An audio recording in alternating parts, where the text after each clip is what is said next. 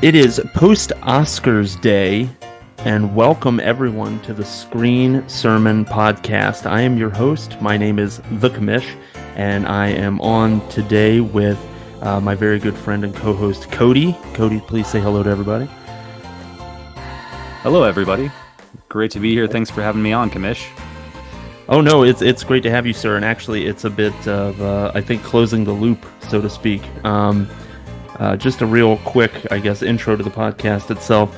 The idea behind the Screen Sermon Podcast is to kind of take me back to the years 2007 through about 2009, when I was deeply interested and involved in the movie and television industry, was following all the Oscar buzz and things like that. It was one of the happiest times of my life. I'm ready to get back into that realm now. And sir, you were there at the beginning in those early years, and so I think it only makes sense to kind of bridge that gap and for you to be here kind of on day one as I get back into it. Hey, glad to be part of the bridge, my man. I'm also glad it's a metaphorical bridge, because I wouldn't make for much of a literal one. Maybe for a small crick, but that's about it. Well, and so just thinking about that, I think that it was it was lucky to kind of fall into this opportunity to get back into the podcasting world, to get back into the film, and criticism and review, and using them as think pieces and things like that, because as we know, the Oscars was last night. And it's kind of a great end of the year. Everything kind of leads up to that moment, and so it kind of gives us an opportunity to see, from this last year, what were the films that were being talked about? What are the, who are the actors that are now currently at the top of their craft? And it's definitely a group of different folks, people that I'm not, maybe not as well versed in. Austin Butler being a good example. I'd never heard of him before seeing Elvis. But yeah, I thought that this was an opportunity for us to kind of break down some things about the show that we saw, as well as go through the winners, and kind of take a look at, you and I did some picking. We played a little bit of an Oscar pick'em game, and tried to make some predictions about what we thought was going to win, so we can kind of take a look at how that all played out as well. Yes indeed. And who came out on top? That's right. Well, I can already tell you right now. So, ladies and gentlemen of the congregation, I can tell you that Cody had a very an interesting strategy, that out of the 23 available awards that were given out, Cody decided to only choose for 13, which was a bold move. And full spoilers here, Cody got 10 out of 13 correct, which I went ahead and did some simple math and got 76.9%, which is pretty damn good. And your host here, Commish, decided to go ahead and do the full slate of 23 awards, and I managed to get 12 of them correct for a whopping 52.2%. So if if it were a college course, I'd fail and have to take it again. Lot of it too. And to yeah, go ahead. To explain myself, I only chose the ones that I had any idea of how they possibly could turn out. Like, I have no bearing on short films or documentaries really at all, and haven't seen any of them. So that was part of my, I'll call it a strategy, I guess. And I think it's fair to say too that, and full disclosure for everybody out there in the congregation, I have not seen every film that was available to win awards or that was nominated last night. I am not familiar with every animated short, live action short, the documentaries. A couple of the films that were up for Best Picture, I didn't get a chance to see. A couple of the films that were up for Best Leading Actor or Actress, I didn't see. And so a lot of this was just shooting from the hip. And honestly, what I found last night is that in all instances where I picked against All Quiet on the Western Front, except for Best Picture, I lost. So I should have just stuck to my guns with pretty much any technical achievement should have been tied to All Quiet on the Western Front. But we'll get to that in a second. So first of all, I just wanted to talk about... I didn't actually see your picks. Yeah, I didn't actually get a chance to get them to you, and it was because I was meant to do a kind of a prologue of the episode with my wife, and we were going to do some off the cuff pick making. Specifically, my wife knows, very little about the things that were nominated, hasn't seen any of the films and stuff. So my plan was to literally read her a 2-word synopsis of every movie and just say which one of those sounds like the best movie to you. But we didn't get a chance to do it. Unfortunately, she was sick this weekend. So instead... And she picked Triangle of Sadness because it's her favorite shape. Unfortunately, we didn't get to have Ellie's picks on here. I Hollywood Insider. Huh? Hollywood Insider, Ellie Haight. That's right. Well, she's the one that brought some drama to my basically to the forefront of my understanding of how the Oscars went down. So I watched it last night. It seemed very saccharine and very fluffy and very much in the spirit of let's try to do a complete pivot over what happened last year with Will Smith and Chris Rock. Which the one comment I want to make about it, and I said from the jump when it happened last year, I said that's a worked slap. And since then, I think there's been plenty of like alternate camera angles or something like that where folks are still trying to say that it was a real slap. Again, full disclosure, folks, I was in the pro wrestling business from the late aughts to the early 2010s. So I have a bit of a background in some stage combat oriented things. That looked like a worked slap to me. I don't know how you felt about it. I didn't really see it that close. I didn't watch like all the, Zapruder footage angles that you mentioned, you know what I mean? With Kevin Costner really like breaking it down for me. Right. But my only thing is like what would the product be of even a worked one? Because it's like, Chris Rock might get like 5-10 minutes on his next special on this. Yeah. Will Smith is, basically a pariah, Yeah. So I didn't really know what they would get from a moment like that. And the Academy looks like crap too, Yeah, that's true. Oh, and the only thing that I heard about it is that ratings for the Oscars as a television show has been pretty dreadful. And so the concept behind it, the tinfoil hat kind of idea behind it was if you do something buzzworthy like that, something that goes viral, then all of a sudden you get more interested eyes on it because, what's going to happen this year or, what's the current Hollywood beef that's going on that might lead to some interesting things. And I'm sure you caught it. Jimmy Kimmel dropped a ton of one-liners about it, specifically in the beginning, about how they had a crisis intervention team on site and all kinds of things like that. Which I believe was true. I remember them talking about that maybe the day before. They had interviewed 2 of the people that were running the award show, and they mentioned they actually had that. I mean, his line too about like, if anybody does start anything, you know what I mean? They will be,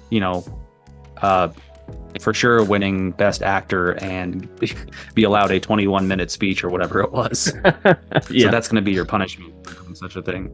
Here's my thing. If you want to pull a stunt on an award show, if our teenage years, as you earlier mentioned, the days of yore of our lives, if our teenage years and my award show watching taught me anything, they'd got much better ratings if they just had them both kiss. That's fair. That's a very fair point.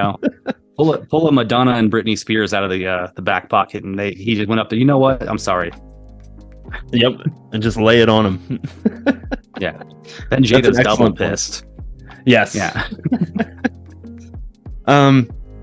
So just kind of going through some notes very quickly. He had obviously the very long host kind of opening roast of people and was kind of going around. Some of the things that I kind of picked out from that, he took a shot at Batgirl being canceled due to like accounting, like they just completely had their funding pulled and things like that. To me, that it was just surprising to kind of point that out just with the audience that a show like Batgirl is trying to reach, with the demographics and stuff like that. And that was supposed to be a pretty a film that people could champion as being part of, a movement to get more diverse in terms of filmmakers and actors and who's making these shows and who's represented on screen. So I was kind of surprised to hear that kind of get a crack, even though I've also heard the quality of the show has been pretty poor for the most part. Quality of which show exactly? Batgirl. Oh, the CW okay. show. See, that I think reached a lot of people, at least in the industry, for the fact that it was basically finished and they wouldn't even put it out, which is a pretty rare thing, right? You know, especially for something that size of the budget. So I think that from the sound of it, at least from a few filmmakers I've heard discuss this thing, I think that was what really caught a lot of people off guard. Like, wow, you can actually get here to the finish line and they can just kind of shit can your project. Right. You know what I mean? And for a known character from a pretty major franchise at that. Yeah. You know what I'm realizing? Actually, I made a mistake. He was talking about Batgirl, and you're 100% talking about the right product. I'm thinking of Batwoman. Oh, I didn't hear about this. Yeah, the CW show where Ruby Rose was in the first season, and then she left the show, and then they cast someone. That was the one I was thinking of. You're 100% correct. He's talking about the feature film Batgirl that they were making. That they basically, like you said, they wrapped it, and it was complete shooting, but they decided to pull the rug out from under it anyway. Let's see here.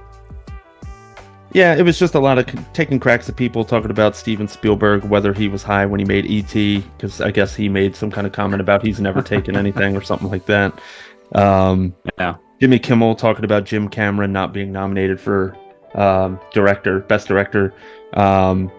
You know, and he made the quip, which I thought was pretty crunchy. What do they think he is, a woman?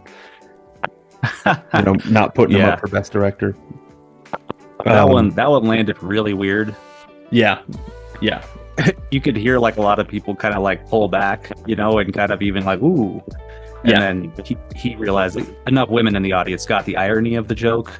Sure. And that's why he thanked them. Absolutely. Right. So I guess just shuffling right along. He's like, no, guys, I decided to end my career right now with one joke. Not even on my own show. Right. So we get a little bit of a reprieve, right? Because they start with Best Animated Feature. That's a fun thing to start with. And then they go right into the thing that I heard drama about. So just very quickly, Best Animated Feature is up first. It's the first award out of 23. Oh, he also mentioned at the top of the show that they were bringing back all 23 categories because the fans wanted it. I guess in some years past they had cut some things out. I wasn't even aware of it, but evidently that's what was happening. And basically, as we find out, they'd shaved it down pretty good the last few ones that I've watched. Yeah, and some awards where I'm like, well, I mean, come on, that's a huge component of filmmaking. I mean, you should definitely honor that. You would hope, you know? Right. Yeah. So it reminds me of the, I think it was a Bo Burnham joke where he starts talking shit about sound people. He's like, God, they are just the word, or maybe it's editors, actually. It's a really good bit on one of his specials. He's like, God, editors are just the most talentless pieces of, and then it just cuts like 4 minutes ahead in his special. Like, you don't even hear like the end of the bit. And he's like right in the middle of another joke. Yeah. Really good bit. But yeah, so that's what I'm saying. Like, maybe leave the editing on the broadcast. You know what I mean? Absolutely. Yeah. So Best Animated Feature, Guillermo del Toro wins for Pinocchio, which I haven't seen. Have you checked that one out? Yeah, I did watch that. Yeah. I was very impressed. I mean, it's super cool to see something. I'm this kind of a film nerd. I love seeing anything that's less used. You know what I mean? Like stop motion animation. Absolutely. I like stop motion animation in general. You know, I grew up on a lot of it, like a lot of the Rankin Bass cartoons, the holiday specials that they would pull off. And then later on, realized what a kind of weird and surreal art form it can be too. You know, if you ever see, I'm forgetting his name, but he did a version of Alice in Wonderland in stop motion. A lot of different possibilities with it. You know, and the fact that like animation in general has gone away from a lot of the, I think what you call keyframe, you know what I mean? Or like the actual cell animation. I mean, it's inevitable with technology and just the cost effectiveness of it. And Del Toro's a guy I to kind of steal a phrase from a podcaster I listen to, Dana Gould. I think I appreciate him more than I like his movies. Okay. I think he's an awesome person, and I really dig his appreciation for what he's into. I like a few of his movies, but yeah, no, I was very impressed with how he did Pinocchio. It was a different take than I had seen before. Okay. And like I said, the animation is just like not much else that you're seeing nowadays. Wow. Okay. I think I need. It's one of those ones where it just needs to be added to a long list of things that I need to see because I've heard nothing but good things about it. It's just taking the time to sit there and actually take it in is not something that I've done. So I need to kind of end that disservice and do it. So there nothing really of note. Did you say you had seen any of the other animated ones? The only one I saw was. Did you see the Red Panda movie? Yeah. Yeah, that's what I thought. What did you think of that one? It was fine. Did it seem like Oscar material? No, not at all. No. Other than like, and I'm not saying that this is negative or positive or whatever, but other than like shining a spotlight on a culture, kind of, and kind of highlighting, some of the, some of the Chinese traditions and stuff like that, and incorporating a lot of the music and stuff like that from that culture. I mean, from the way it was presented, from the writing and things like that, I would not have pinholed that as an Oscar-worthy film. Okay. I also saw The Sea Monster was on there from Netflix, and that looked like which I had never heard of until like the moment it was announced on stage. That being said, I saw some shots. I'm like, wow, that looks pretty fun. Yeah, But it was another one where I was like, monsters. Yeah, but it was another one though where I was like, I wouldn't have imagined this being an Oscar buzz-worthy film. Pixar had nothing this year. I guess that's could be partly an issue. That's the takeaway from Best Animated Features. Pixar didn't have a horse in the race. So let's get to Best Actor and Best Actress in supporting roles. So let's start off with Ke Huy Quan, which, first of all, absolutely deserved for his role in Everything, Everywhere, All at Once. He was incredible. And his acceptance speech was just so genuine. Like, it really did kind of take me back to, like, when he started in the industry, he was a little kid. And he had that same kind of childlike, just he was in awe of his surroundings and the fact that he was there and that he had accomplished this thing that I'm sure there must have been times in his life where he was like, I'm never going to be taken seriously as an actor. I'm just the kid from Indiana Jones, or I'm just the kid from Goonies. And it was just so nice to see, telling his mom that he just won an Oscar, that nearly broke me. Now that I'm a dad, I've been a father now for a few years, but now anytime when it's like kids and parents and people dedicating things to their kids or dedicating things to their parents and getting emotional about those relationships, that breaks me down. And Ke Huy Quan was so genuine that it elicited a response from me. And then I love him pointing at the camera and pulling the Kaida line, the keep your dream alive, and telling all the people out there that, you may think that something is insurmountable, but look what I was, able to do. Just really great. So what was your take in Ke Huy Quan taking home Best Supporting Actor? I mean, yeah, the acceptance. I felt a lot of what you were talking about too, even being without kids and all that. I mean, you couldn't have picked a more, again, genuine, more grateful comeback story for this show. I mean, there was more than one, which as we later on, talking about what we thought of the entire show. But yeah, I mean, he seemed like, and again, in the movie, I liked him quite a bit. I thought he had really great energy, really pulled off the character, and the character itself was, I think, more of an anchor than I expected initially going in, and it would have been hard to have kind of pulled that off without his performance. That being said, not until the moment they were announcing the nominees did I have any sort of second thoughts, I guess. I knew my pick was still right. I had him to win that award. Again, as a prediction, basically. But seeing Brendan Gleeson and then getting a flood of memories of everything he's been in, including Vanishing into the Inisherin, which was phenomenal. I was like, oh man, did they give out two? I really want to see Brendan Gleeson get something. I've loved him for the better part of 20 years now. But no, yeah, I mean, very deserved, and a great story, and couldn't have picked a better person to give that award to. Definitely. So Ke Huy Quan absolutely wins a very much deserved Best Supporting Actor. And then we get into the drama. So Ellie told me tonight that she heard that there was some drama that had taken place at the Oscars. And I told her, really? Because to me, it seemed like an industry high five all around. It was all the feel-good stories you wanted, all of these redemptions, and all these people who had been either lost and we hadn't heard from them in a long time, or just you never assumed that they were going to ascend to these heights and things like that. All of a sudden, they're all taking home golden statues. But evidently there was some underlying, and maybe I'm ignorant. So, and it sounds like maybe you heard the same story. Evidently, there is some bitterness or some hurt feelings or something that's going around about Angela Bassett not winning Best Supporting Actress for her role in Black Panther 2: Wakanda Forever.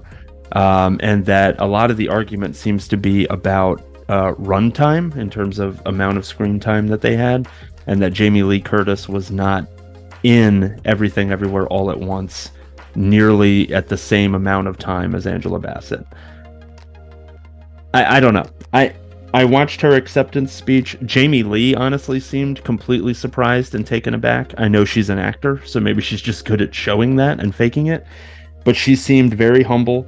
She did nothing but credit pretty much everyone else on the film aside from herself, and basically said this was not possible without the help of all these people. And essentially, don't ever let, it was very similar to Ke Huy Quan in terms of saying, don't ever let that dream go away. And I know there's a storyline about how both of her parents were nominated for Oscars as well, and this kind of completed that loop. But evidently there was a lot of hurt feelings. There was a lot of an undercurrent there of Angela Bassett got snubbed. And so I wanted to know what you heard about that, or what your feelings were about that, and kind of we can address it here on the podcast as well. I barely heard anything about this. I heard a secondhand story that somebody had apparently read something, and what they had said is, I guess, and I've not even seen the footage, so I couldn't even verify that. Somebody had said that Angela Bassett didn't rise for the standing ovation when Jamie Lee got her award. Mm-hmm. And again, this is something that a person told me that they read about. I don't know if this person actually saw this footage in the article or video, wherever they got it from. Yeah. So that's as much as I know. I mean, there's pretty much always backlash at Oscars, even before there were as many, what to call them, try to encapsulate it all, like social issues, I guess. You know what I mean? Yeah. Surrounding a lot of awards and media like we have nowadays. Sure. Like I remember even when we were younger, but it may not be about those specific things, or right. Involve them. Quite often though, it was like, what? How did the English Patient win? It's boring, whatever it was, Right. Ralph Fiennes isn't that good, whatever it was back then. So, I mean, I'm not too surprised. Honestly, like you said, I thought the show overall just was super earnest. You know what I mean?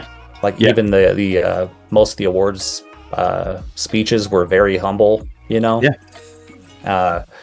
Weird thing to me, nobody went for much of a mention of anything outside of the work, what they had done.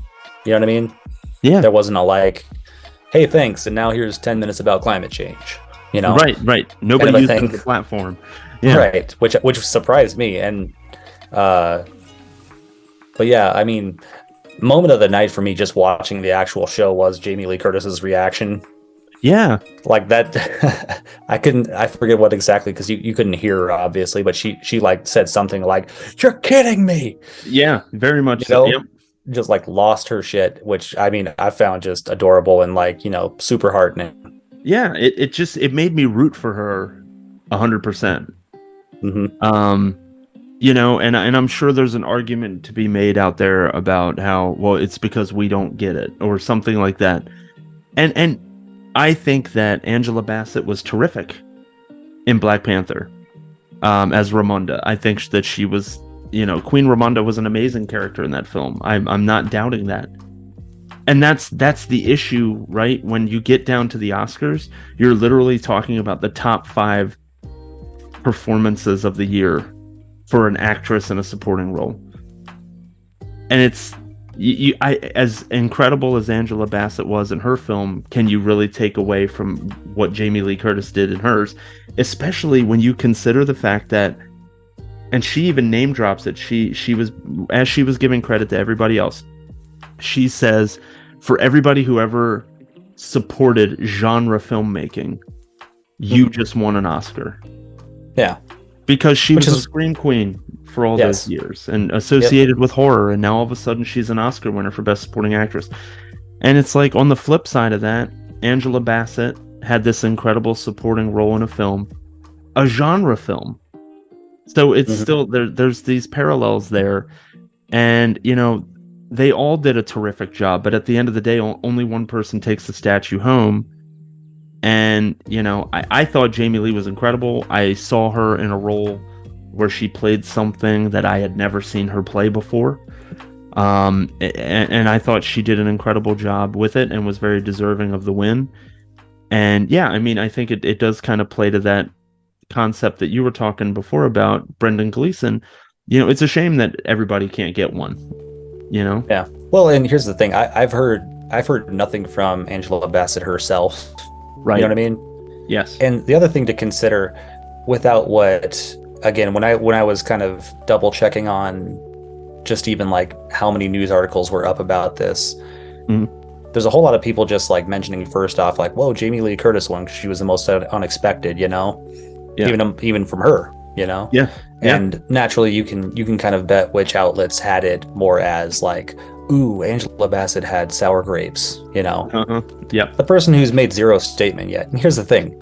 You get that close to an award you've never won, and you've put in that kind of work for as long as she has. Yeah. Whatever it would be about, that's disappointment. I don't care who you are. Absolutely. I remember thinking this later in the night when I saw, is it Todd Field? Yes, from Tar. Yeah.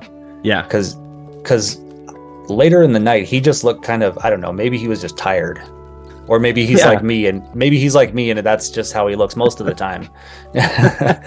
They shot him earlier in the evening, and he just strikes me as a very weird cat, like one of those people that he is all encompassing, just an artist. He strikes me as that type, and of course I know nothing of Todd Fields, but he just struck me in that way. And when they tried to film him earlier in the evening, it was almost like he was trying not to be filmed. Yeah. And then, of course, he had the right hat for it. Absolutely, that was like a 20-gallon hat. Yeah. And so then when it came time for the best director award to come up, of course he has to be on camera, and he could not have looked less enthused, as you were basically pointing out. And I thought of too, because I mean, 20, even like 10 years ago, that movie probably would have been, the front runner in a lot of ways. It would have swept, I think. Yeah. Just for the character and caliber of it, you know what I mean? Yep. And I agree. I thought of just not even for that night alone, but for going through an entire award season with all these kind of nominations, all this critical reception, and then to kind of come up empty. I know Cate Blanchett won, I forget which one, it was the Golden Globe or the Screen Actors Guild at the Critics' Choice, one of those. Yeah. But yeah, to sit through all these shows, you know what I mean? And go through all this huge whirlwind press tour and everything, and then to be at the very end of it and just knowing, like, at a certain point he had to know, like, I'm not getting shit here. Right. There's no way. So I was already keyed into that just last night watching it. So like I said, I can imagine just the totality of work Angela Bassett's put into her whole career. And then that film in particular, I'd be pretty damn disappointed too. Yes. But here's the other thing. For whoever is already barking about it, like Jamie Lee Curtis didn't ask for that. Hell, she might have voted for Angela Bassett. Very well, yes, that's very possible. Who knows is what I'm saying. Absolutely. I'm not in the Academy. Absolutely. Just taking a look to just follow up on what you had said. Mm-hmm. She won a BAFTA for Best Actress in a Leading Role this year. Blanchett did. Yeah. Okay. It looks like that was her. She won it. She won a BAFTA for it. Okay. So yeah, I mean, she did receive, some hardware for her work in that film. She was great in that film. But honestly, the thing that I can honestly take away from Tar, and it doesn't necessarily always have to be this, it was not an incredibly fun movie to watch. It was very, it was heavy on lingo and stuff. So if you're not up on orchestra and a lot of that, the names that they drop, and the whole beginning of the film is like a 15-minute interview, as Jimmy Kimmel pointed out.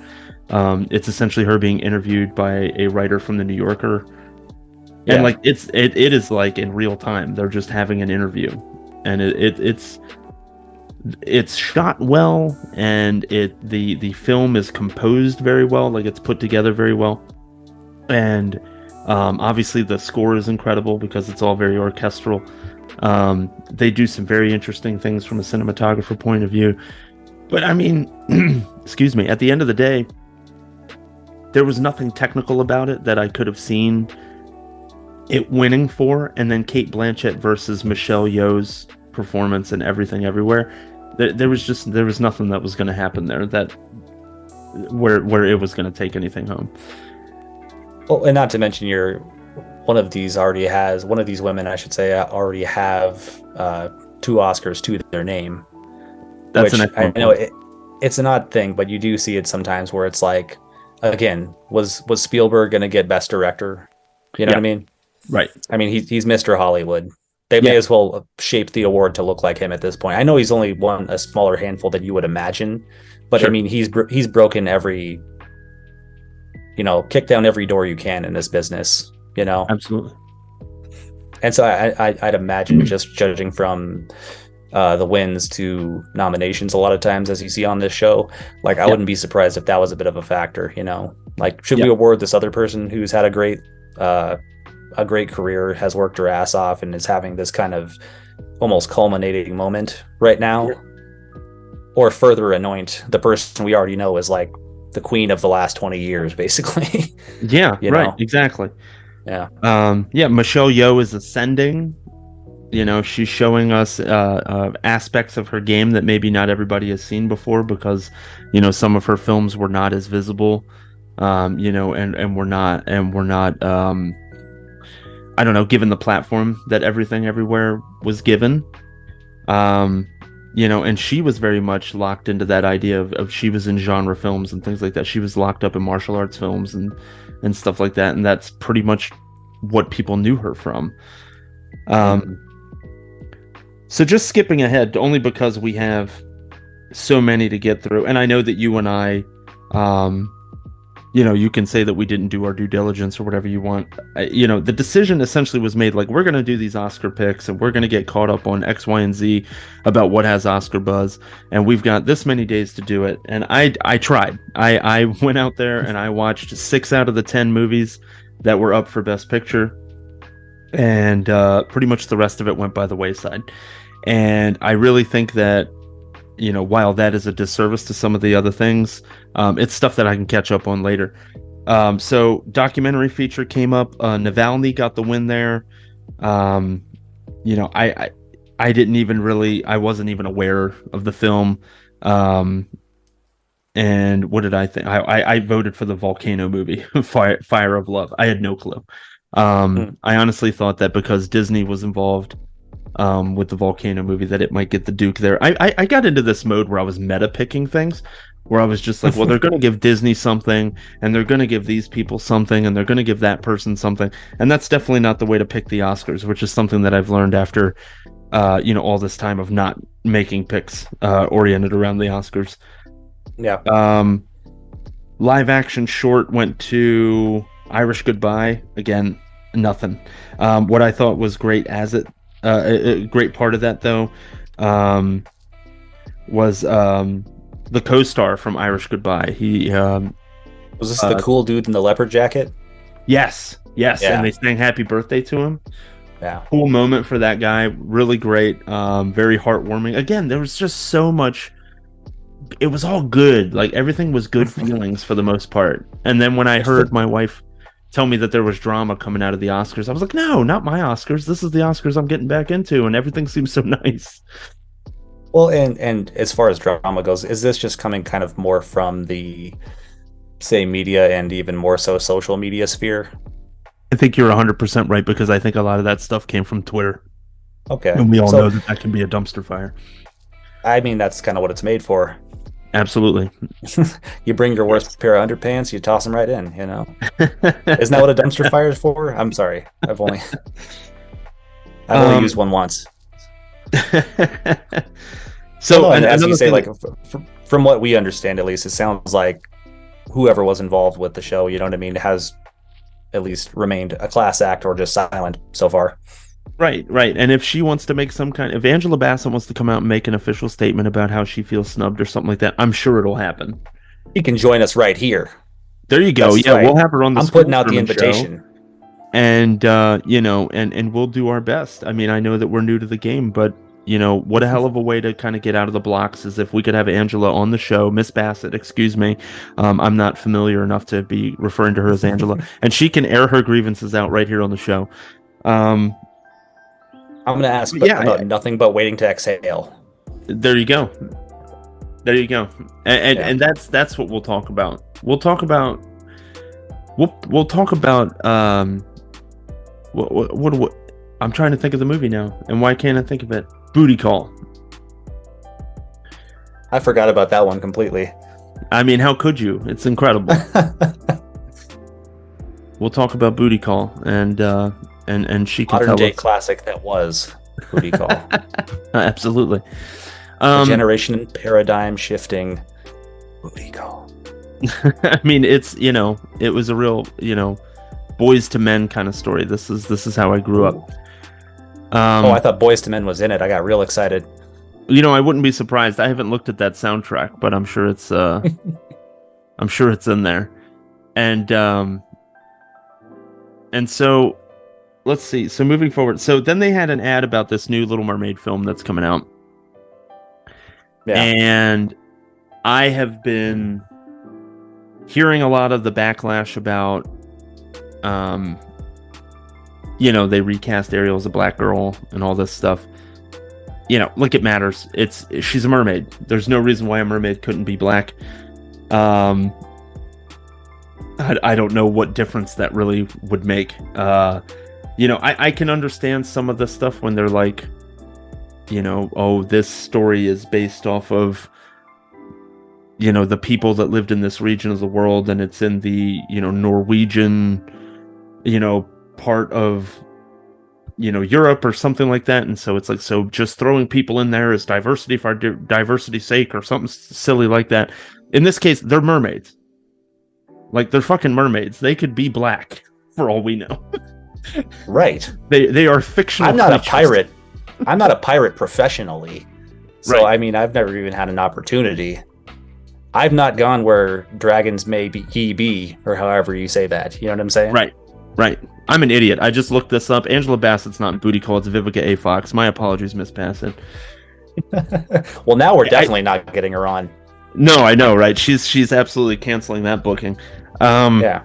Vivica Fox we might get, which I'm also pretty excited about. I'm a big fan of hers too, There you go. Yeah.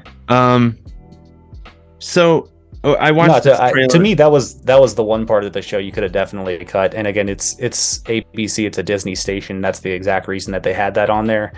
It always seems just a little bit like dirty pool to me, to like, we're gonna advertise one big ass movie like this, Yes. I mean, you could have just made it the recurring trailer. You know what I mean? Absolutely. You know what I'm saying? And like, because it was one thing too. The kind of more surprising part to me was the Warner Brothers montage. Yeah. Or throwback, or whatever you'd like to call it.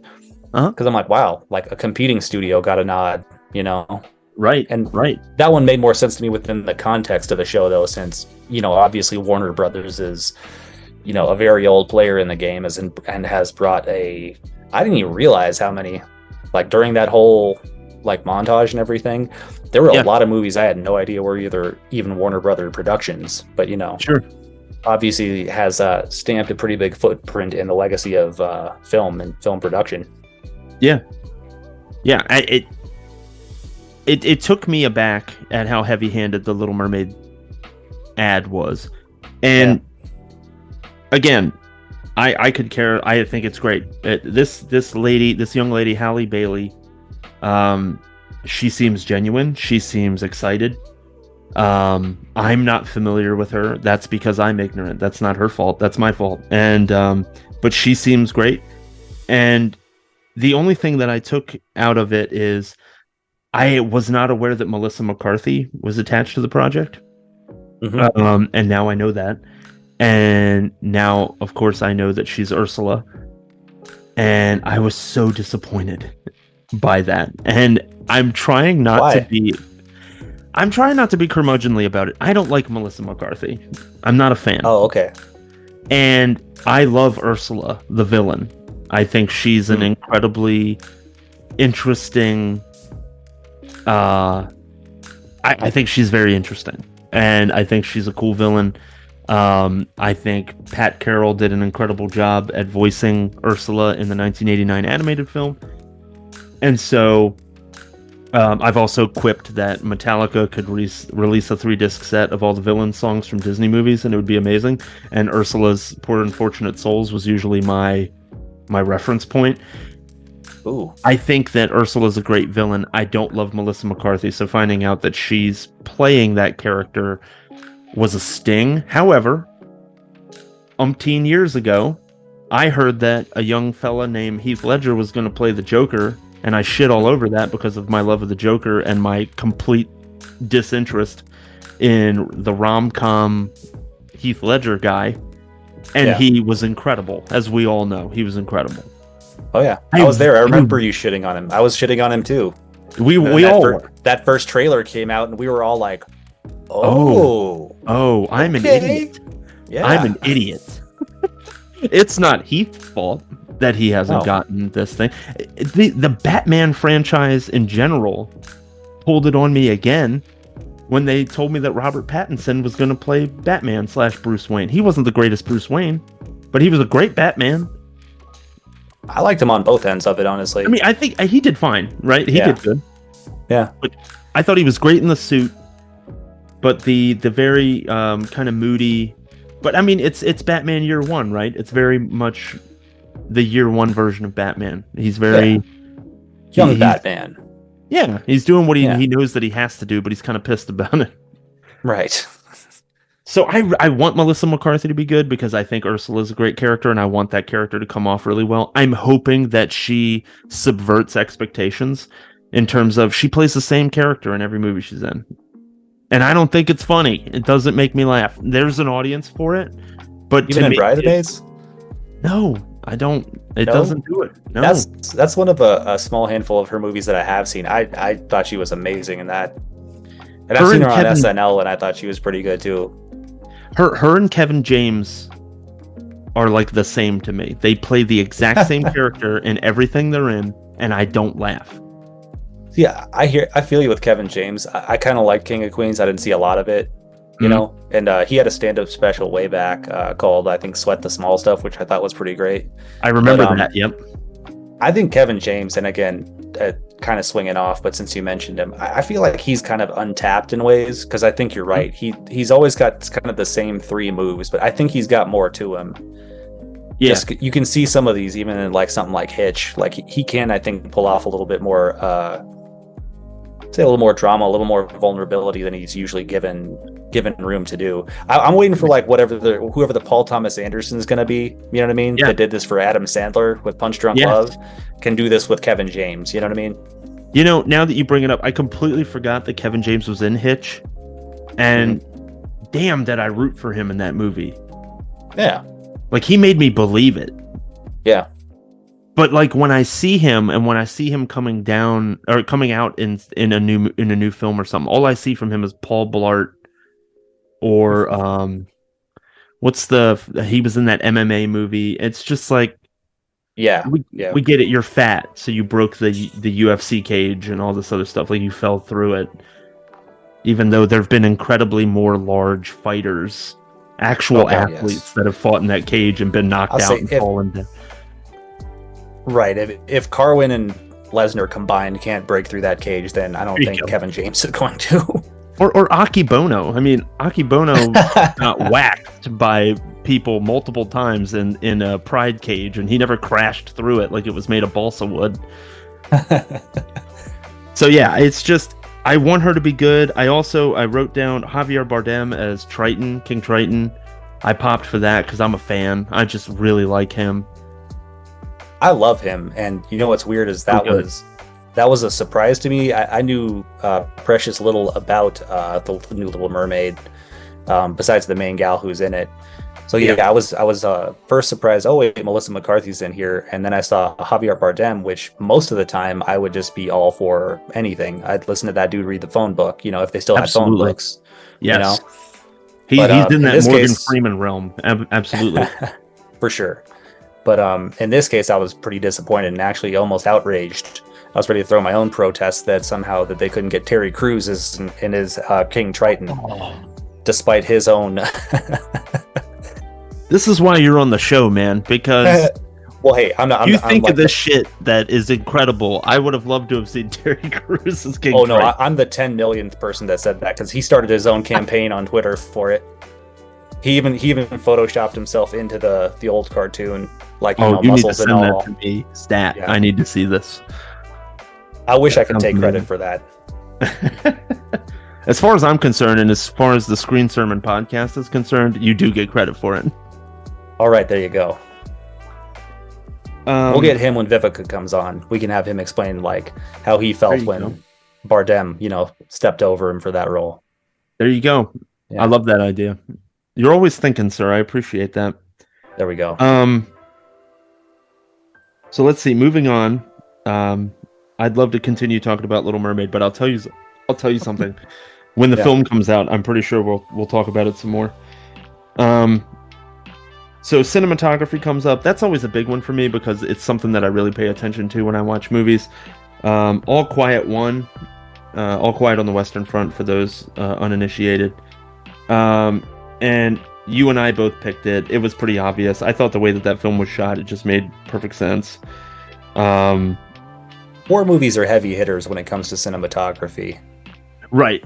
Absolutely. Yeah. The way Same that they're... like what Westerns, I think, used to be more, Okay. Yeah, that makes a lot of sense. And I think you're a lot more adept to talk about Westerns than I am, which is something that we'll also get to, I think, in a future episode of the pod. I think that there's a lot of room for the Commish's growth as it pertains to, knowledge about certain films, and a lot of Westerns passed me by over the years. Right. Well, I mean, I think what they both provide a lot to are, you get a lot of those great panoramic, you know what I mean? Yeah. Like the classic cinematic, you know what I mean? This is a movie, not just a picture or some video of, a scene somewhere. You can catch the entire field in France, you know what I mean? The entire desert in New Mexico, Spain, wherever they happen to shoot it. Sure. And then, of course, and with war movies as well, you get all those incredible shots where the smoke's rolling in. You know what I mean? Like if you remember that one from the end of 1917, where the dude walks out of the hole. Yes. Man, I about stood up when I saw that one. I mean, I was ready to... It was such a simple shot and moment, but for everything that you saw that guy go through up to that point, when he stepped out of there, I mean, good God, they may as well have hit a wrestling theme. I popped that hard. Well, and 1917 is another one where, and I can't tell you, and maybe did it win for cinematography in its year? Worth a look.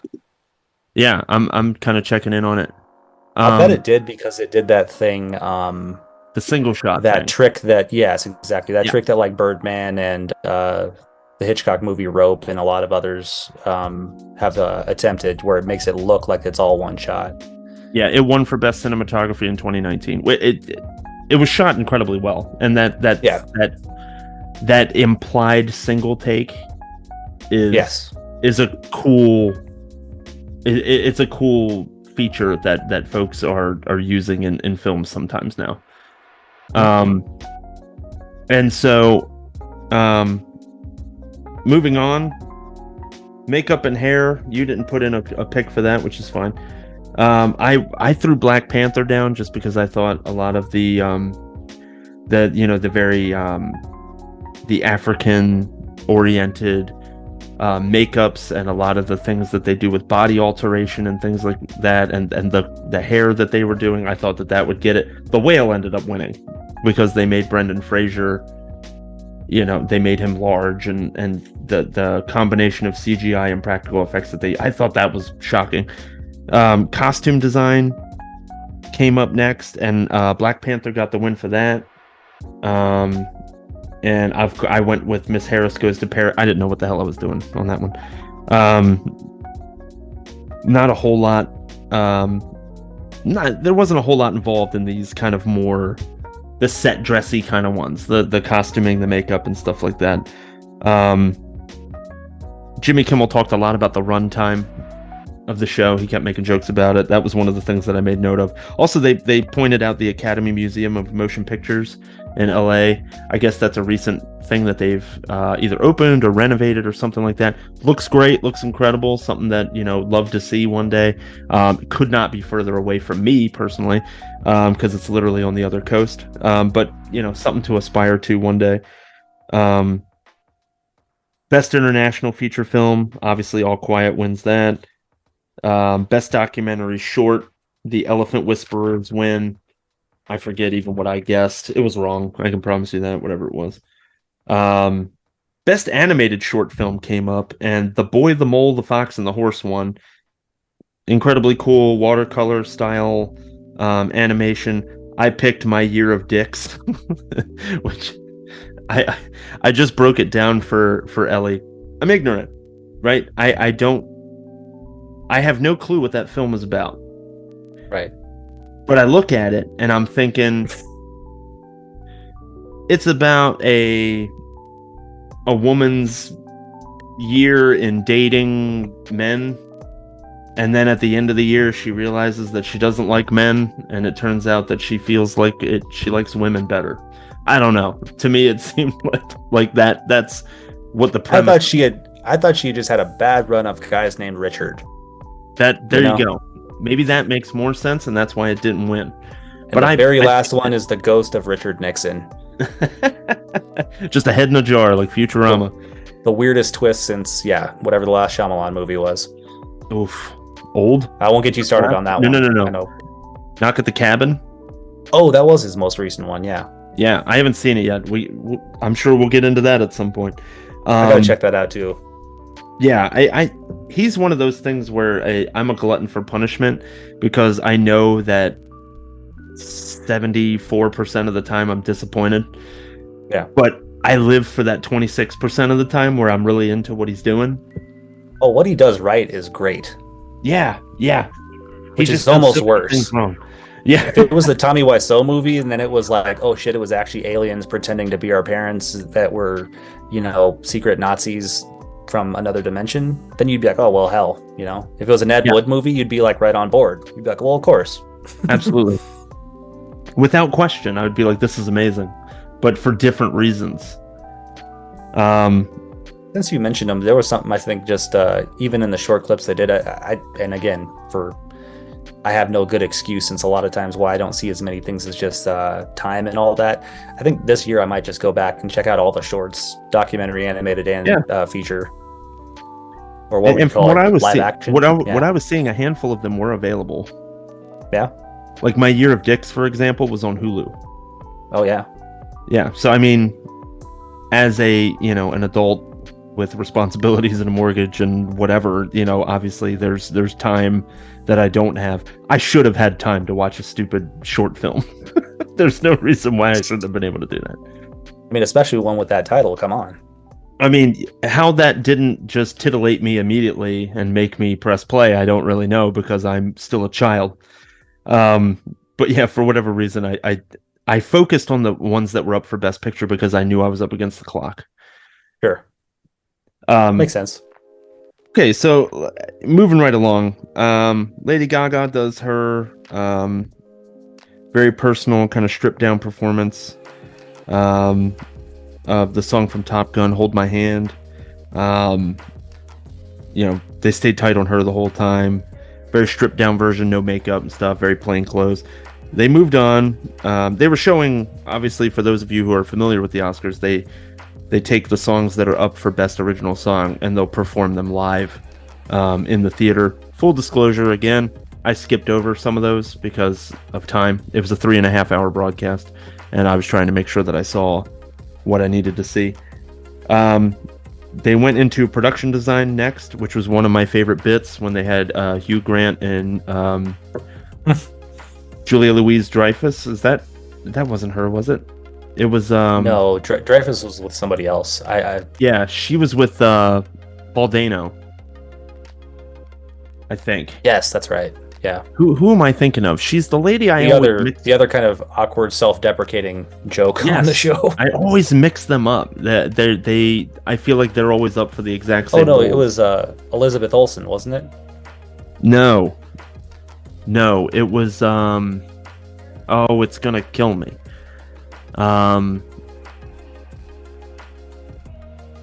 She was in The Stand, right? She was in wasn't she in The Stand? Oh, they remade The Stand. Sure. That doesn't help me. She was in the original Stand. Oh, it was Andie MacDowell. That's it, Andie MacDowell. Yeah. She was in The Stand, right? I never saw The Stand. She was in Groundhog Day. I like that one. Okay, we'll go with that. Okay. She probably wasn't. She was in Magic Mike Double XL, apparently. So. They had one of my favorite bits as they were introducing the nominees. Hugh Grant goes into talking something about moisturizer and how you can see its effects or something like that. And he points out Andie MacDowell and he says, see, this is somebody who obviously uses moisturizer. She's stunning and all this other stuff. And he says, whereas I'm a person who's never touched it a day in my life and I'm basically a scrotum. I thought that was an incredible line. Great self-deprecating British humor. I expect nothing less from Hugh Grant. Production design, of course, goes to All Quiet on the Western Front. It's a technical marvel. And I made a note here that basically anything that's technically oriented is probably going to go to All Quiet at the end of the day. It ended up winning 4 Oscars. Other than Best International Feature, the other 3 Oscars that it won were all oriented toward technical aspects of some kind. Yeah, and I had it doing kind of a clean sweep on those ones, except Top Gun ended up taking sound. Mm-hmm. Which, when they were introducing them all, just like hearing that, like, just incredible plain whoosh, as one of the nominees, I'm like, damn, I should have picked Top Gun. and again, full disclosure, I haven't seen Top Gun Maverick, and I've heard nothing but incredible things about it. So I've heard it is a great movie. So hey, people say it saved the movies. So I mean, yeah, for that I guess I owe it some debt of gratitude. Mm-hmm. Best original score. Too, All Quiet. I was gonna say All Quiet definitely felt like the one, like years past. Fury Road or who was I just thinking of not too long ago? Another of those type of epic movies that are just really like a feast for the eyes and ears. Yeah, absolutely. And so it won Best Original Score as well, which was the next one that was up. Again, it's just anything that's technical, the music, the way it's shot, the way that it's assembled. All Quiet on the Western Front won those. And I picked something ridiculous. What did I pick? It was bad. Whatever it was. Original score, I picked The Fabelmans. Why? John Williams. That's why. Oh, yeah. Yeah. Because I think he was like on the verge of a record, I think, wasn't he? Yeah, so I thought they might give it to him. Yeah. He couldn't do the Beyonce, alas. There you go. Yeah, so it was me meta picking again instead of just taking things at face value, which is what I needed to be doing. Visual effects seemed to be a pretty easy one. Avatar ended up winning. That's what I picked. There was a couple of other ones that you could have made a a case for it, I guess. This is the one that Elizabeth Banks presented with the bear, or the guy in the bear suit. And the whole thing with Malala was in the crowd, which was incredibly random. And they were definitely trying to get her in on some of the bits, and she's not an actress, she's not a comedian either. So it just seemed very out of place. Then they got into this conversation about Chadwick Boseman's legacy. I have tons of respect for Chadwick. I thought that he was an incredibly engaging performer on the screen. Embodying T'Challa and the Black Panther character and things like that. I just am unfamiliar with him outside of that. And to me, and this could be my ignorance talking again, it seemed like his career was just kind of getting started. But they were chatting about his legacy as if he left this indelible mark on filmmaking, and I was scratching my head like I don't think he ever even had a chance to get that going, which is what the real unfortunate part of it is, rather than that he left this indelible mark behind and that he's gone, which I guess he did. I mean, he inspired plenty of people, I'm sure, but I wish that I would have seen more from Chadwick Boseman and gotten a chance to see him do other things. Are you aware, did you see him in anything outside of Black Panther? I had never seen him, I don't think. No, it doesn't look like it. He was in Gods of Egypt. I mean, that was a pretty big movie. I think I never saw it. All the Marvel Draft Day. I know a lot of people who have seen that seem to like that one with Kevin Costner. Yeah, the Browns movie. Yeah. Oh no, that's a different one. That's The Express. Unless they're both about the Browns. Yeah, I think Kevin Costner is like the general manager of the Browns. And it's all about who they're going to draft at number 1 or something like that. This is football talk now. Gotcha. But yeah, it doesn't look like there was a whole... Again, this is the first randomest search.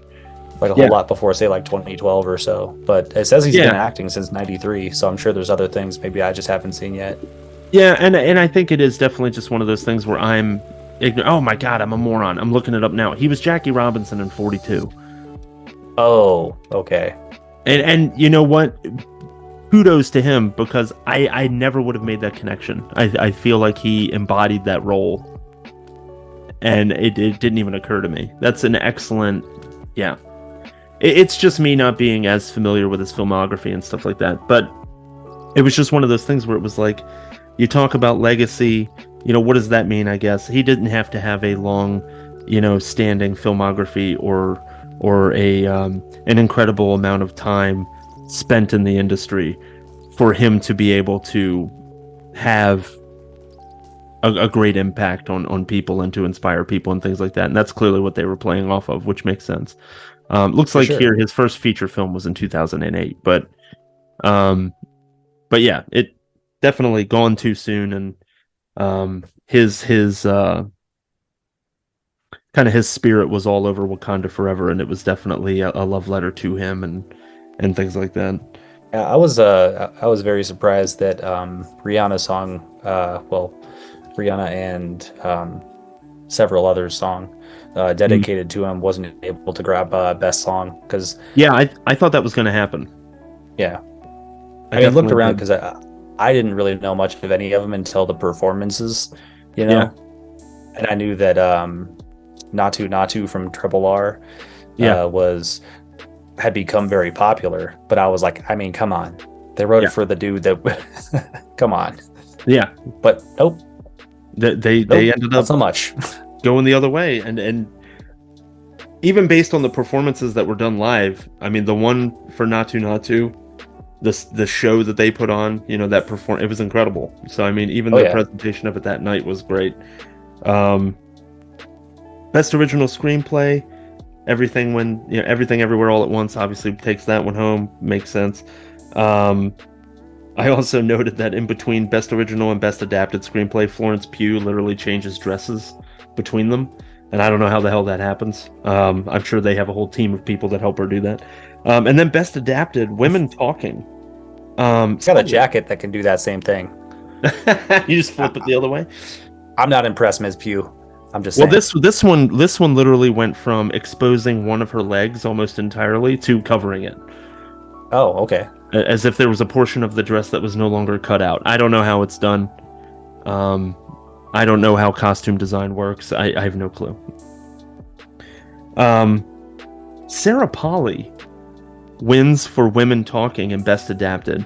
First of all, I'm not 100% sure what it's adapted from. My ignorance showing again. But Sarah Polley is a name that I haven't thought about in the industry in forever. Yeah. And I just assumed her career was over. Like, she just kind of left it, or maybe she was doing TV. I think it's easy for folks whose names I might be familiar with in kind of the second half or the twilight of their career to get involved in television shows, and I have no clue that they're on them because I don't keep track. And so seeing her win for Best Adapted Screenplay was pretty cool. And everything that she had to say about young ladies and women in the industry and stuff like that, it was very empowering. But yeah, I mean, huge credit to Sarah Polley. I mean, I feel like she completely must have reinvented her entire outlook on being in the business, because I haven't seen her in anything in forever. Yeah, I forget the last thing I remember her being attached to or hearing her name on. But yeah, in spite of that, who called it? Yep. You called that. And who did What amazed me about that award was the list. I thought I read it wrong when I had seen it before the show, and I was like, wait, how does Top Gun like an adaptation? Like, was there no, seriously, like, was there a book or a comic? And it sounded like because it was the characters from the first one, and I'm like, yep. So now a sequel's adapted? Yeah, you're adapting a story based on characters from a previous film, I guess. That's why it's not original. Yeah, I didn't know that even counted, even if like with bad example, because it was a book originally. Because like, you hear adapted, you're assuming it comes from another medium. Yes, exactly. Right. And that's what I was going to say. Say if All Quiet on the Western Front wasn't a novel originally, yeah. If they had just adapted from that original film, the one that won in like 1939 or whatever, yeah. Like, am I really Well, I guess I am in some sense. Yeah. But I always took it like, yeah, like what you said, like it's a novel, a comic, a play, something else. Yeah, sure. I don't know how you make a movie out of a song, but I'm sure it's been done. Just give Baz Luhrmann a chance. He'll do it. He'll take it on. That's right. Yeah. So moving into sound, again, you picked All Quiet. I picked All Quiet because it made sense. It was a technical award, and Top Gun ends up winning. And then Best Original Song, which you already mentioned as well. I thought Rihanna was going to take it home, and it ended up being Natu Natu from Triple R. They had an incredible stage performance, so yeah. Well, and the guys that went up to accept the award too, I thought it was pretty fun that the guy sang his acceptance speech.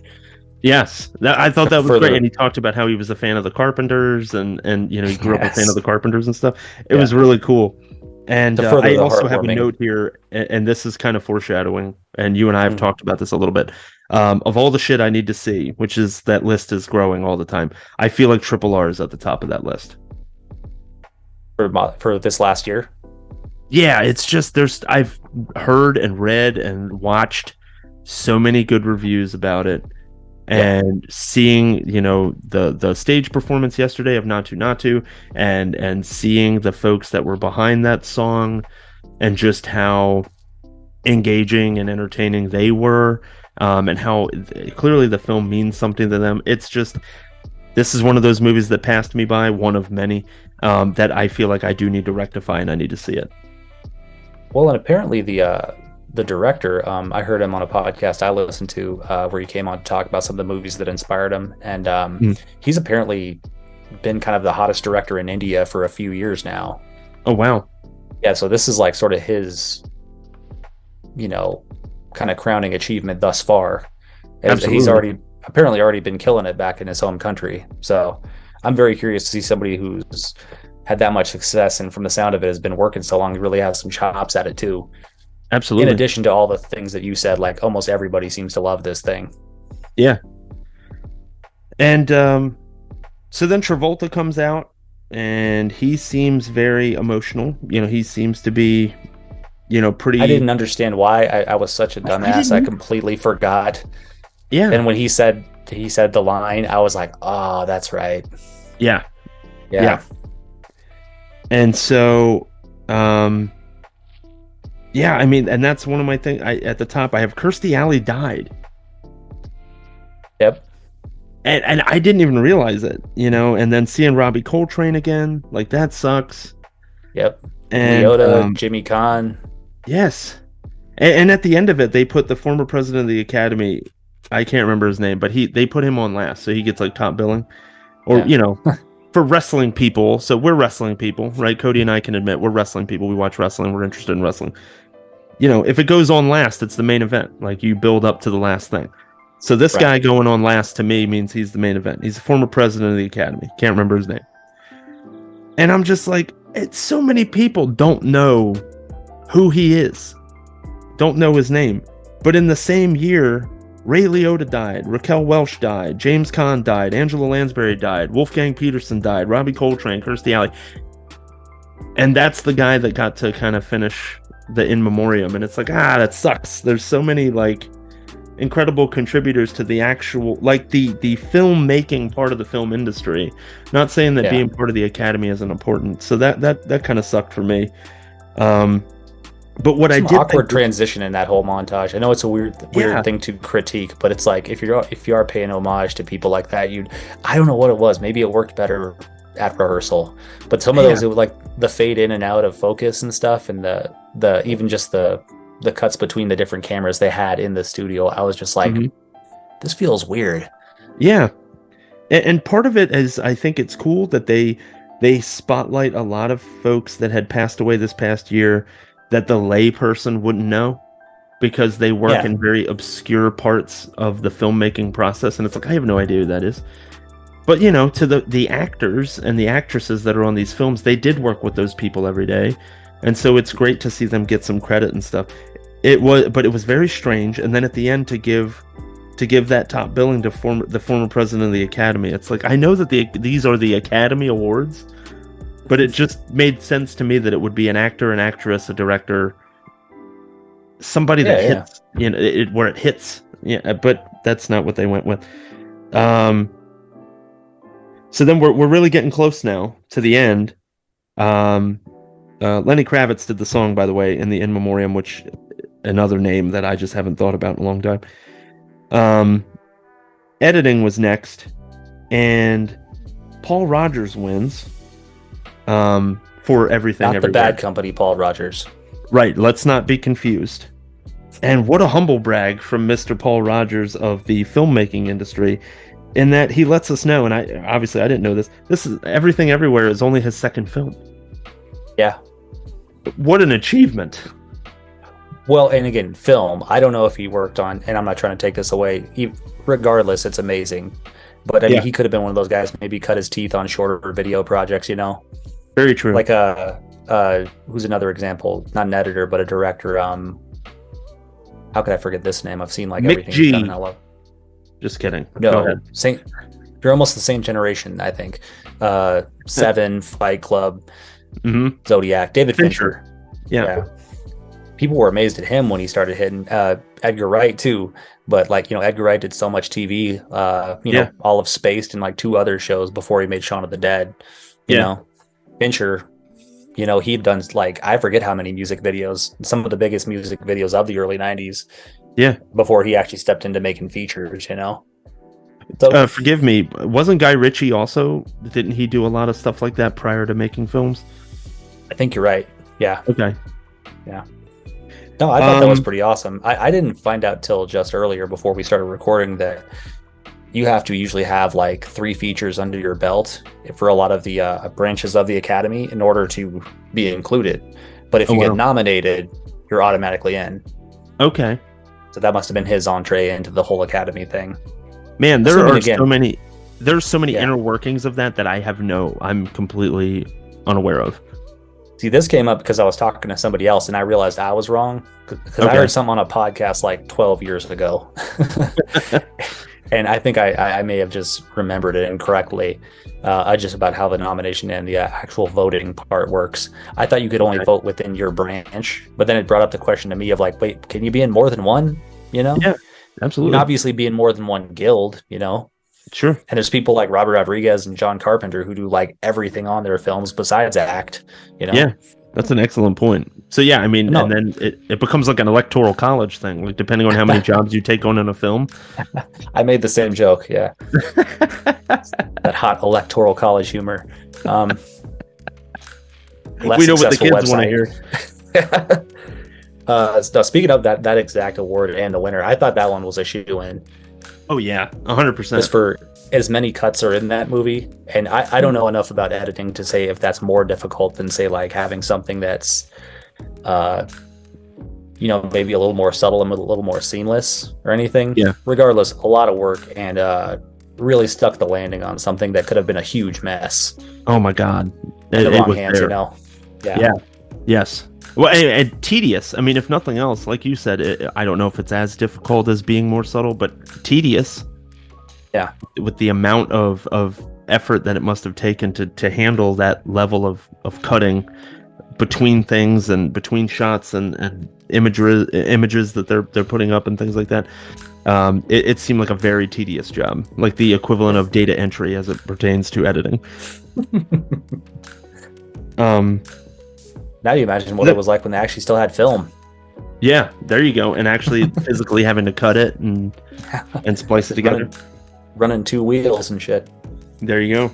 You want to see some cool, like, making old editing look actually like pretty fun? Go watch the Fablemans. Okay, it's one of the It made me want a Super 8 camera like you read about. It was amazing.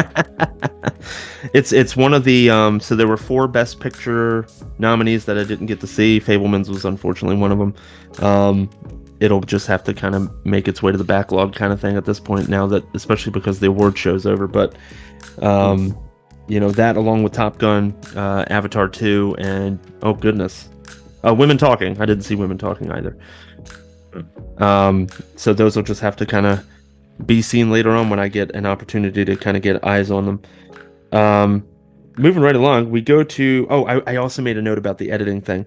There was a joke made that and just it's not even really topical, is it? I mean, I guess it kind of is. Editors can turn 44 hours of insurrection footage into a sightseeing tour of the Capitol. Yeah. Hilarious. That was a pretty great joke. Yeah. So then we move along to Best Director. I don't think there was any doubt in anyone's mind that the Daniels were going to win, including Todd Fields, which again was why he was avoiding the camera. I love Leave me alone. I'm just waiting to get drunk. Yeah, right. I love this concept that was put out there, not by Daniel Scheinert, but by what's the other gentleman's last name? Daniel. I can't remember.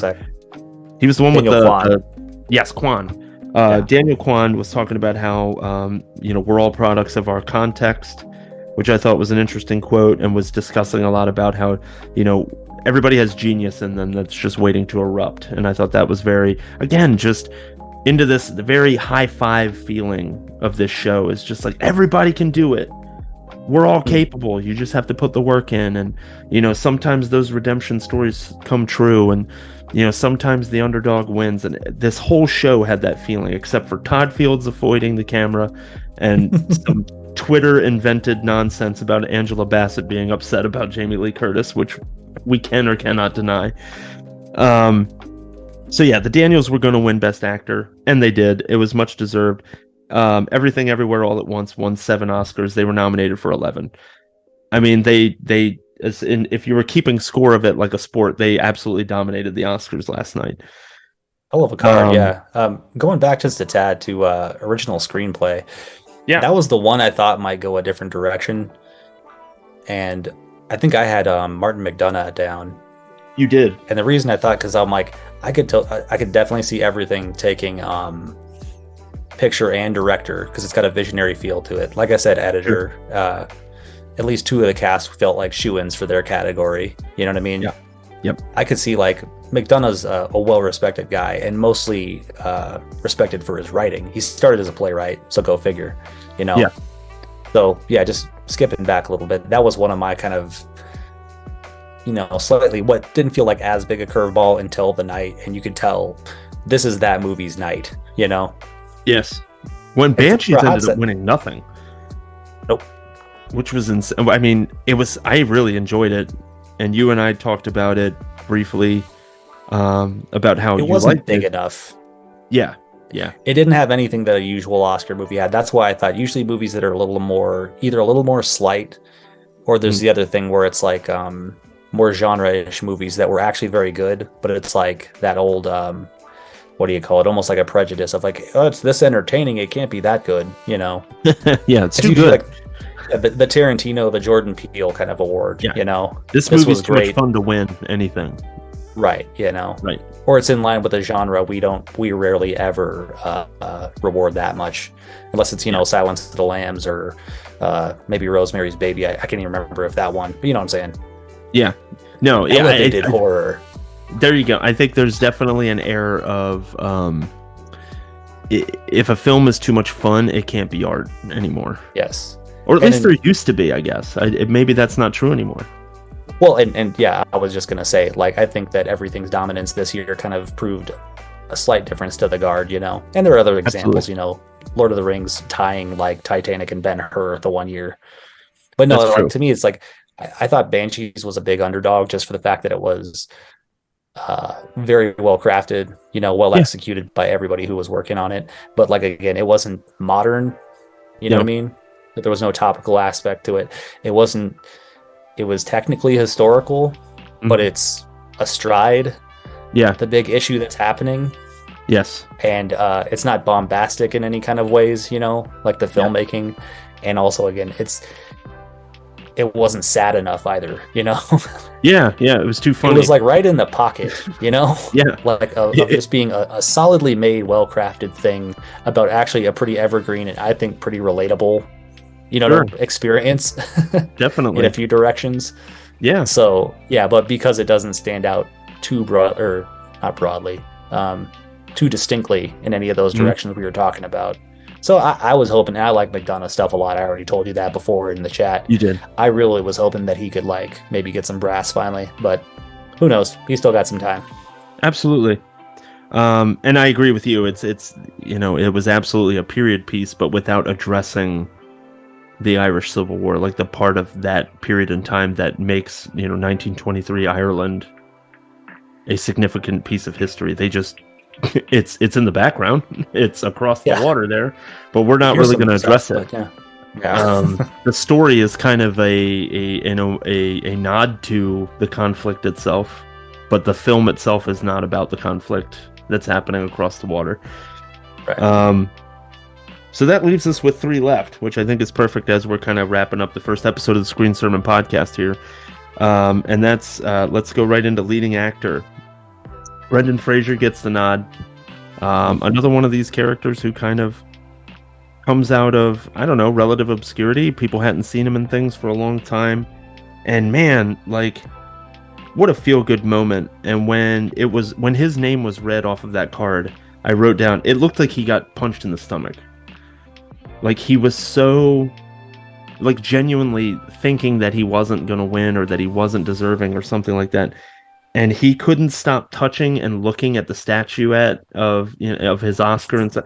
He was just so taken aback by the fact that he had won.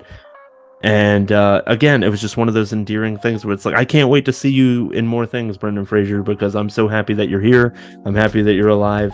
I'm happy that you've resurfaced. It looks like you went through some tough things when maybe I didn't know what was happening behind the scenes for him. And I haven't seen The Whale, and I've heard good things about it, and I've heard he's excellent in it, and I'm looking forward to checking it out at some point. But man, is it hard not to root for him, you know, after seeing that acceptance speech and how emotional he was. Yeah, totally. I mean, his and, again, Keith Kwan, their comebacks were like so out of like the clear blue sky. It felt like, you know, it wasn't like, if you remember a while back, like McConaughey, he was building, you know what I mean? Yeah. He had True Detective and like a few other things going. I think like the Lincoln Lawyer and Mud and all that. Yeah. Michael Keaton, you know what I mean? He was successively in like Birdman, Spotlight, the Spider-Man movie where he played the Vulture. Like, you could feel like some momentum building. Yeah. Those two came like right out of nowhere. Yeah. You know what I mean?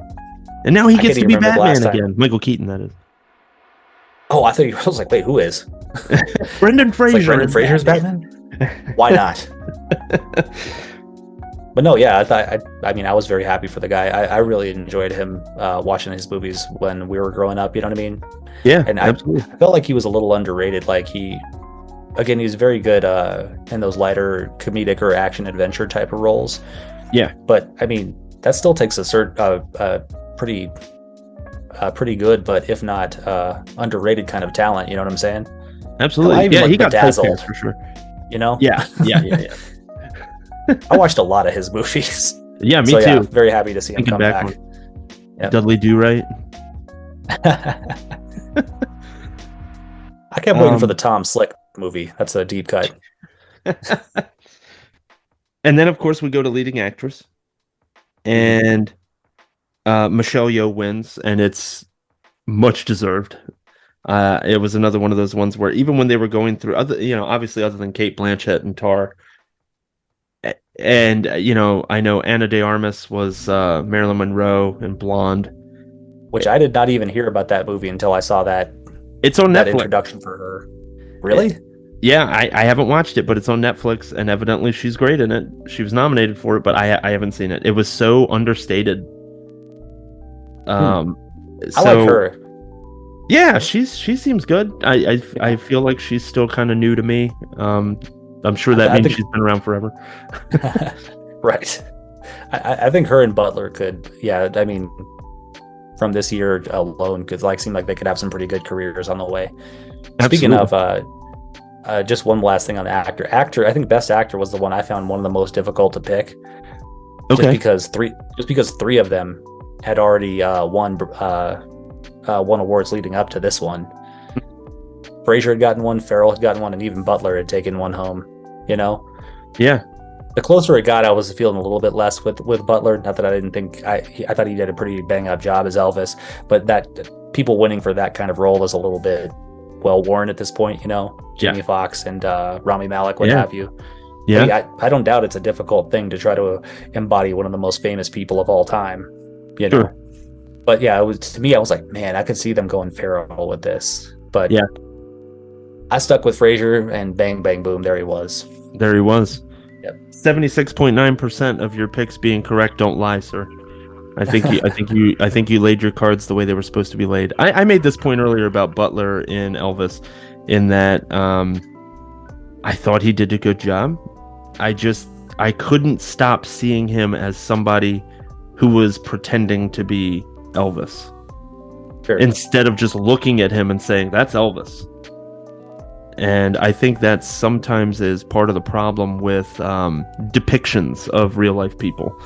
And so in his case, I just couldn't get over it. I was like, yeah, but he looks like a guy playing Elvis. I don't know. I hear what you're saying. I mean, there's even some of that with Jamie Foxx, yeah. Like he obviously could already play piano. He sang, but he just doesn't have the right build even, he's just too big of a guy almost to play Ray Charles. Absolutely. Yeah. And so leading actress, Michelle Yeoh, that seemed like an absolute layup. I said from the beginning of that show, but even before it, when they were still talking about the outfits, I mean? I said that is the shoe-in of the night. Yes. And they put her right at that corner closest to the steps. Yes. We wanted to make Mrs. Yeoh's walk very short, which made a lot of sense. And one thing that I took out of this, I took a few things out of this, don't get me wrong, is that although she's known for these genre films and all the martial arts and action movies she's been in, did you hear the bit about Michelle Yeoh has no formal martial arts training? I did not hear that. That blew my mind. Yeah. That took me through Everything Everywhere All at Once type visuals mentally all over again, because I'm going back through the films that I had seen her, and she's never been formally trained to do all these things. I thought that was absolutely. I thought that she was a martial artist. I would have assumed so too. Yeah. Right. And then hearing her speech about how little boys and little girls that look like me, dream big, because you can. Like, then these things do happen for you and come true. And ladies, don't let anyone tell you that you're past your prime, essentially, because look at me, I'm a middle-aged woman and I just won an Oscar for being the best actress in a movie this year. Great stuff, empowering, and absolutely, I think that it would be easy to kind of pass over somebody like a Michelle Yeoh and just assume, she's too old to win an Oscar at this point, especially in a film like Everything Everywhere, where it's, it commands a lot of her, physically, but she did an incredible job and absolutely deserved to be the best actress this year. Yeah. Yeah, and to your point too, like in a business that typically, there's even like jokes about it in movies about movies, you know what I mean? Like that doesn't usually keep women around much past a certain age, say like in the 40s or so. There's that, like very high echelon, the Cate Blanchett, Meryl Streep types, Yeah. But a lot of even great ones kind of get left by the wayside. So yeah, hopefully this can continue a trend, I hope so. More people are going to pay attention because there's a whole lot of talents being left off the table. Yeah, left on the table, whatever that expression is. Yeah, I'm hoping that this year, like I said, the year of the high five almost, or this redemptive kind of, kumbaya, everybody's feeling good about how this year went. I do hope, and it was kind of your comment earlier on when we were talking prior to recording the episode, I hope that this makes people look at the films that should be considered as being the high end of the art. I hope that it changes the way that people feel about that. I hope that it changes the way that people look at what should be nominated and what should be on a list of the top films of the year and things like that, because this year really seemed to kind of set that in motion. Absolutely. I mean, one of my biggest takeaways from the whole thing, and obviously we're right at the best picture, and I mean, what else could have won? Yeah. We've already mentioned plenty of things on the movie so far, but it really, you couldn't have picked a better thing. Like I forget what that's called, like what you put on the front of the ship. You know what I'm saying? Like if you had to, that kind of a thing, the masthead, if you will, if you could have that for this year of these awards, I mean, that was the one. And again, I'm excited too that maybe, again, more than just what we already said about Yeoh and all these other kind of inspiring stories, whatever else it can bring to movies in the near future here, like Everything Everywhere, it also had humor. Yeah, it was hilarious. You can make an excellent movie that has humor in it. Absolutely. Plenty of it. Okay. That should be okay. Yeah. It doesn't all have to be about people that are dying or already dead, Okay, so just to kind of wrap it up, obviously we end the night on Best Picture. Everything Everywhere All at Once wins again. It's 7th of the night out of its 11 nominations. The Daniels don't even really talk during the acceptance speech because they've already had so many opportunities to thank everyone, up to and including Daniel Scheinert was talking about how he thought he would use the opportunity to have an Oscars acceptance speech to talk down on all of the elementary school teachers that gave him grief over the years, but he ended up thanking them, for supporting him and being wonderful to him. That was pretty awesome. That was pretty great. And again, I think it was just the ultimate culmination of this night of, these redemptive stories, these underdog stories, these feel-good stories where, the good guys won, and who's more of an underdog right now than a public school teacher? And I think the only crunchy thing that kind of comes out of it was this thing that was invented on social media, and we just don't know whether or not it's true that Angela Bassett has any kind of ill will toward Jamie Lee about winning. Feels like a reach. You know what I mean? It feels like a reach, yeah. Because there was so little else to be like mad about, and again, that apparently gets more, views. Absolutely, yeah. You get more traction that way. You post something with that kind of heat behind it, and that's how you get people talking, and you get this swell of people retweeting it, and then everybody else is offering their opinion on it and things like that, rather than just talking about how deserving certain people were and how excellent everything is. That's not sexy. Nobody wants to talk about that. Well, I think it's sexy. One of the last things I wanted to point out, Code, and I really appreciate you being on the first episode of the Screen Sermon Pod. We were talking earlier on about Will Smith and Chris Rock and the incident from last year, and how, was it a potential ratings grab? Was it if it was faked, if it was something that they planned on doing, was it done in this, in the interest of driving ratings and things like that? And what I did want to tell you is that according to Variety, so take that as you will, viewership for the 95th Oscars last night was up by 12% over last year's show. So they estimated that they had about 18.7 million viewers tuned in. And that United States or globally? So these are the time zone adjusted ratings. So I'm thinking this is US. Okay. I'm just curious. So it looks like it's gonna in the demo, the 18 to 49 adult demo that they're kind of pandering towards. I hate those guys. It got a 4.0 for rating. Is that good? It's pretty. I mean, it's what Monday Night Raw used to kind of strive toward. Anything over a 4 was usually seen as good. So it sounds like it did pretty well this year. So the sounds like they could have done even better if they had Stone Cold Steve Austin on the show. Oh, I thought you were going back to the whole kissing thing. No, hey, Stone Cold can kiss somebody. There you go. Have him and The Rock out there. There you go. One half of that rivalry on the show. Come on. Yeah, and he was on first too. He came out in the very first award he presented. So yeah, whether it was a stage thing or not, it definitely got people talking. I would like to believe that it was the performers and the films that were involved in this year's award show that drove the viewership, because people were really rooting for these movies and these people to end up winning some awards for the work that they've been doing.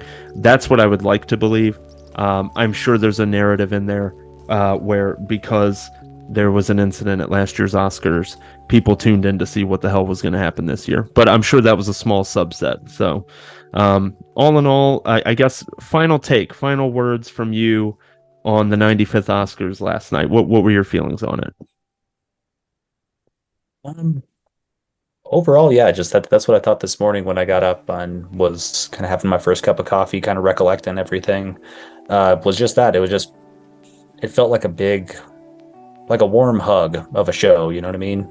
Even though inevitably some people had to lose, if you want to call being nominated for an Oscar losing. Yeah. Because that's the other part. About everybody there, can't guarantee it, obviously. They're going to at least have more work here in the near future. Absolutely.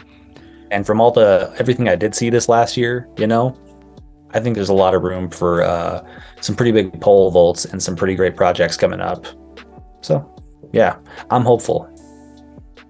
And I'm right there with you. I think referring to it as a warm hug is the perfect way to kind of put words to it. And as you stated, I mean, how many movies came out this past year that, had folks in it that weren't nominated for anything, whether deservedly or not, whether they were in something that wasn't so great, or whether they were in a genre film that would never be considered. Maybe previously it would have never been considered, but maybe moving forward it would be, based on the things that won this year. So I think it's very interesting. I think when we come up on the 1-year anniversary of the Screen Sermon Pod, we can do this all over again. But we can do a show maybe about our picks specifically next year, and then do the wrap-up show to kind of discuss what went down at the awards. And I'm very interested to see where the industry goes this year. And I'm interested in actually getting back into the theater myself, and taking my kids to go see the Super Mario Brothers movie is something that we've kicked around. And hell yeah. Yeah, so that's part of the experience, right? Is actually going and being in the cinema itself. So I think that's going to be part of the whole deal is to get me back in front of a big screen. So, Code, with that in mind, I think that we've kind of reached the end. Kind of like the Oscars, I think this ran a little bit longer than we intended it to. But I very much appreciate your insight on this first episode, as we broke down the 95th Oscars and Everything Everywhere All at Once, and how it kind of swept the table almost. So next week, folks, I'm interested in taking a gander at the month of March 2023, the trailers that have been coming out for things that we can look forward to coming out here within the next couple of months. May or may not have a guest on for that. I'm not 100% sure. And I know, Cody, that we'll have you back on in the near future. Thank you. Thanks for having me on, man. I'm very honored to be on this inaugural episode. And yeah, excited to see where the show goes, and super excited to see episode 2 where you have Vivica Fox watching the new trailers with you. Yeah, she's going to be right here sitting next to me. So I am just during one of the breaks. So yeah. All right, Code. Well, thank you very much for being with me today, and thank you everyone in the congregation for listening to the Screen Sermon podcast today. Once again, I am the Commish, and this is Cody, and we were happy to bring you our wrap-up and review of the 95th Oscars ceremony, and we'll see you all next week. Take care.